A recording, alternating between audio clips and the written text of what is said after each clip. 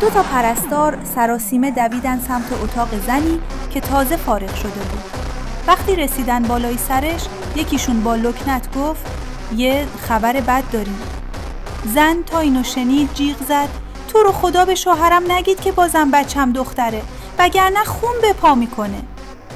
پرستار اومد حرف بزنه که زن نذاشت و با گریه گفت امکان نداره.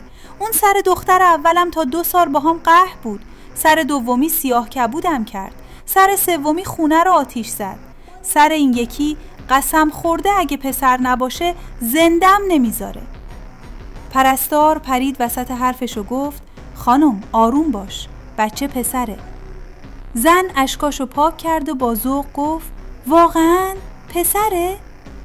پرستار سرش انداخت پایین و آروم گفت پسره.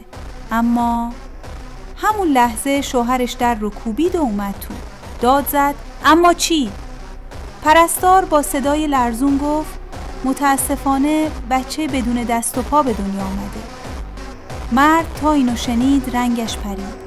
دستشو گذاشت رو قلبش و در جا افتاد و تموم کرد. بله، خدا دقیقاً همون چیزی که گفته بود رو بهش داد، ولی به قیمت جونش.